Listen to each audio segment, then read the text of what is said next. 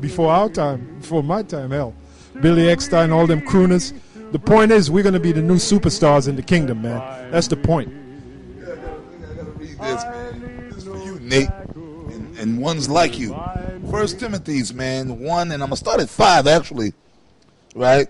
Now, the end of the commandment is charity. Now, charity means, really, when you go deep, people could say that's dealing with money, but really it's dealing with this knowledge. Because when you, like what we do, we teaching the brothers the truth. And we're not charging brothers to teach them the truth like Nate. That's showing charity, man. We like the scripture says, freely you receive, freely give. So really, when you teach this knowledge and you just put the word out there like we have been doing, we showing charity, man. To what? The flock. Nate, you ain't doing that. You ain't showing charity because you ain't teaching them. You deceiving. You, General Yohana, all you guys. You guys know the shit you're teaching is wrong, man. And mainly by teaching the people the name of the Lord, the true name of the Lord, Yahweh Ba'ashem Yahweh Shai, and to pray to that name and call upon that name, that's showing charity, man. Okay? Now, the end of the commandment is charity. You guys are guilty of this. Out of a pure heart.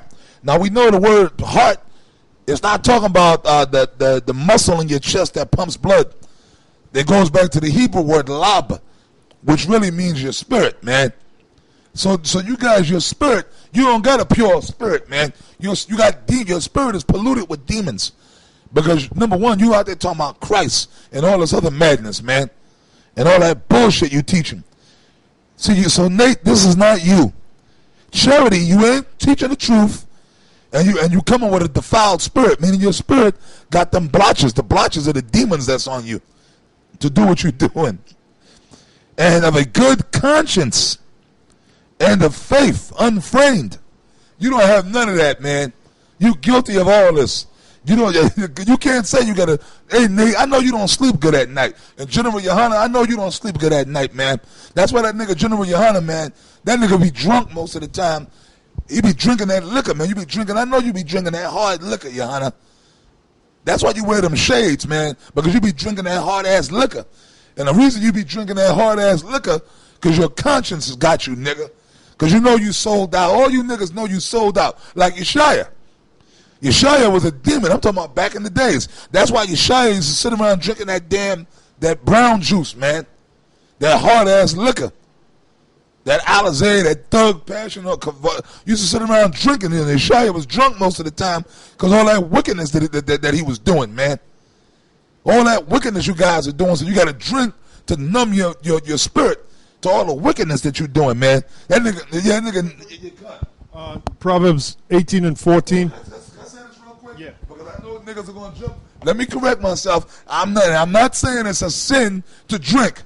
We drink. Ain't nothing wrong with that. All right, but I'm just making a point. I'm making a point. And anybody that know these particular niggas I'm talking about, them niggas be the niggas that stay drunk all the time. Is either two things, man: super stress or you guilty, man. Okay, because them niggas gonna turn that. I just had to say that because you know they go, which we don't give a fuck. But I wait a minute, no. So now, yeah, nigga, we know that nigga Ricard. We know you drink. Yeah, I drink, nigga. Okay? Ain't nothing wrong with having some drinks and stuff like that, but I'm making a point, and that's true. That's a true goddamn point. All right? Yeah, well, here's the scripture to back you up. Now, that's all right. Proverbs 18 and 14, it says, the spirit of a man will sustain his infirmity, but a wounded spirit who can bear? And that's why they drink, because their spirit is wounded, because they're guilty. Yeah, and this is Proverbs 31 and 6. Give strong drink unto him that is ready to perish, and wine unto those that be of heavy hearts. It says, 7th verse. Let him drink and forget his poverty, and remember his misery no more. That's right. So you could drink, man. I'm not saying, I'm making a point. And the reason I'm saying this because I know, like Apostle Tahar said, and he'll back me up on this, and Apostle Gabar, we know those niggas. Okay? We've been around them guys. That's what all you zombies don't understand, man. We know Nate. We know General Yohana. We know Yeshaya, man. We know Lahab. We know all them guys. Them HOs, all them guys out there, we have a history with them guys. We know them so-called brothers. We know them. We've been around them guys for 20 some odd years. Me, myself, personally, General Yohana and Yeshaya, I've been around them guys. I'm 42 years old. I've been around them guys since I was 17 years old, man. A goddamn teenager, man. I grew up around those men. Apostle Tahar and Clark, I grew up around all them men. High Priest Ariel, Yaquab, King Ma, I grew up around these men. Literally grew up. So all you new niggas, all you new Johnny come latelys, you don't know what the hell's going on, man. Okay?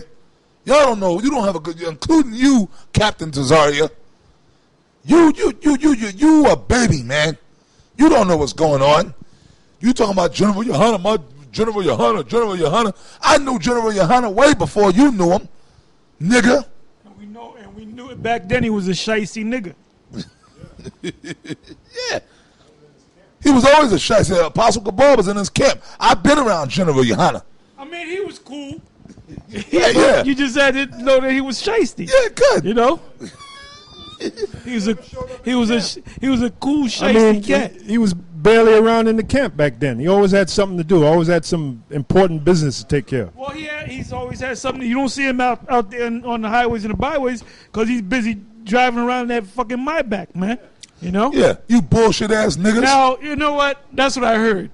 Now, you can make me a liar, you know? With the TV in that motherfucker.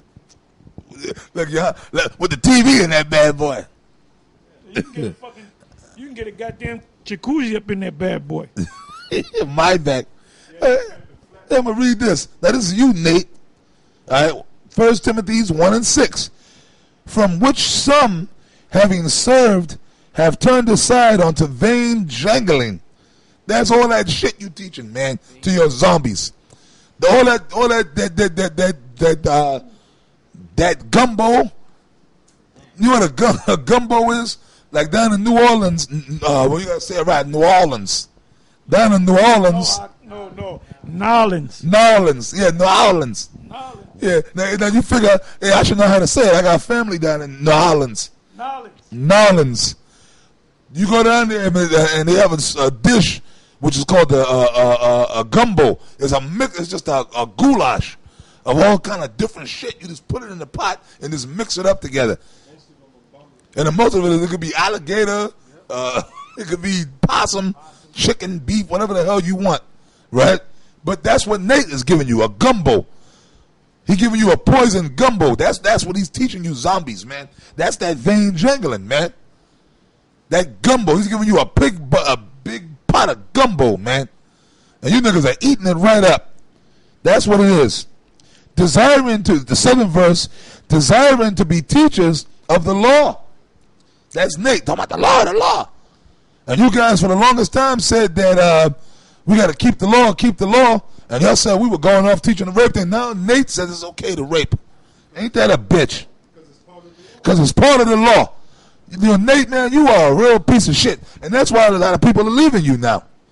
Right? Understanding neither what they say nor whereof they affirm. That's you. See, Nate, you don't know, man. You don't got the scriptures and you don't really know what the hell you talking about because you ain't got the oil, man.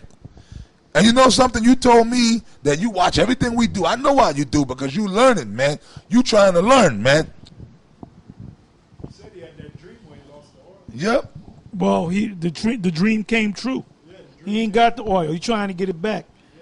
Yeah, I'm gonna change the subject a little bit. This goes into the nastiness of the scriptures, all right? Hey, this guy David, you know, everybody praises David. David was a nasty dude, man. That dude was nasty. He was despicable, according to the scriptures. Anyway, this is a story of... Now, my question is this. I'm going to answer the question, but I'm going to throw the question at you so you can think about it. Can you be engaged with a woman in Israel, in the ancient world? Can you be engaged with the woman? let's say you engaged for a year. You haven't slept with the woman. In the meantime, the father says, you're engaged to my daughter. The father gives the daughter away to this man, right? The father turns around and gives this daughter to another man, and this man marries this woman, but then the man that was first engaged comes back and says, give me my wife. Even though this woman had sex with this man, the second man who was engaged